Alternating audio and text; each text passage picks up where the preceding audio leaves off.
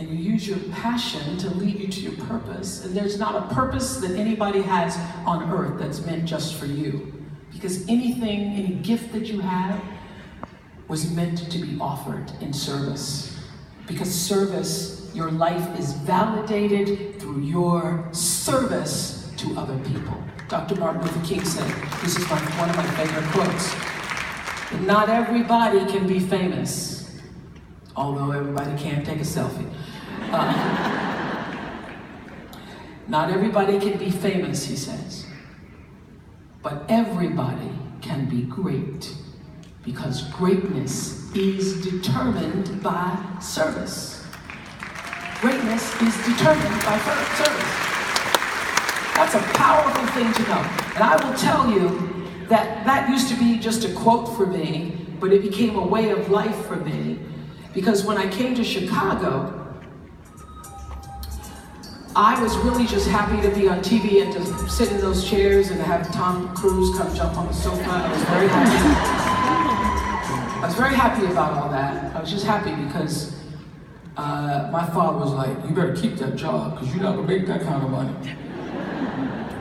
You 30, make it over 30,000. So I was 30 years old when I moved to Chicago. And I was happy just to be on television because by this time I discovered what I really wanted to do. Because when I was in trouble and not being able to do what I wanted to do in the news, they actually were gonna fire me and decided to just demote me so that they wouldn't have to pay me out the $22,000 contract. And they put me on a talk show.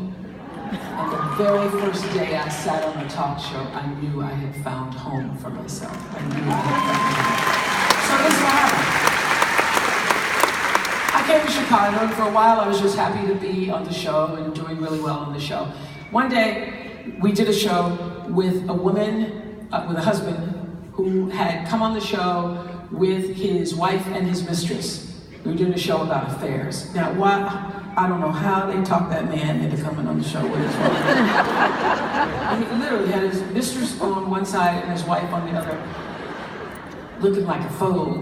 But somebody had told him it was going to be meaningful somehow. He thought that. So this is when we were doing live television. So on that show, this man says to his wife on national television, live, he says, she's pregnant.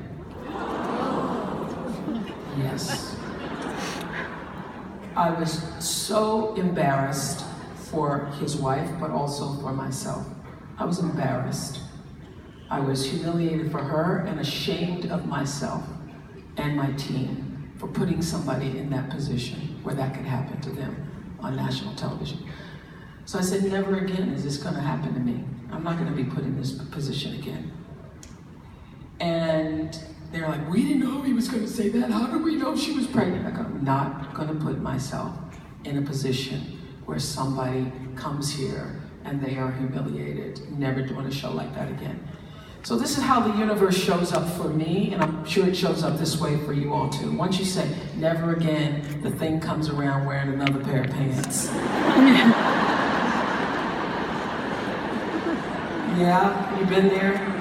Been through a few pairs of pants, have you? You say, never again, and here it comes, wearing another pair of pants.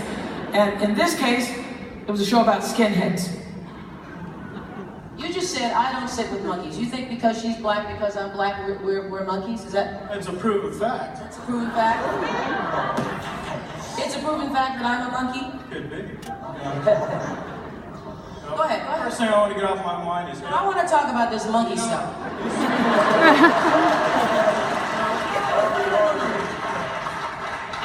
ADL, okay? No. I want to talk about the monkey business. I want to talk about...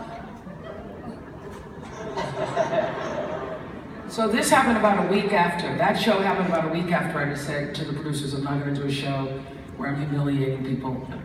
And then I said, I'm never doing a show like that again.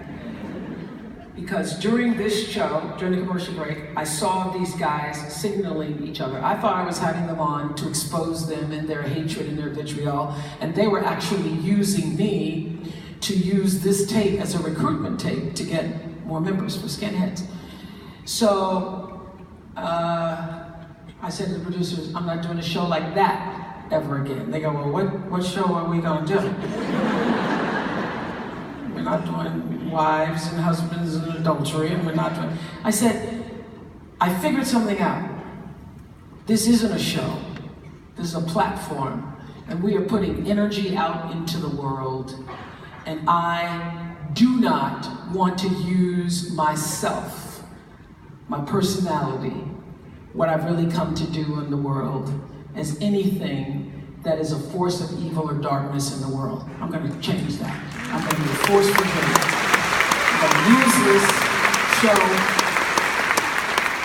I'm going to use this show in service to the viewer. And if it does not serve the higher good of the people who are watching, we are not going to do it. So when I shifted the paradigm of the show to service, the show took off. What I really wanted was what I said in the very beginning when I started the Oprah show. I wanted people to know, when you watch the show, you're not by yourself. Anything you've been through, anything you're going through, somebody else has gone through it or will go through it and will not only survive, they will thrive and they will triumph. And if they can, it means you can too. I wanted people to know that. I wanted people to know that your being here, your being here, your being born makes you worthy to be here. And your being here really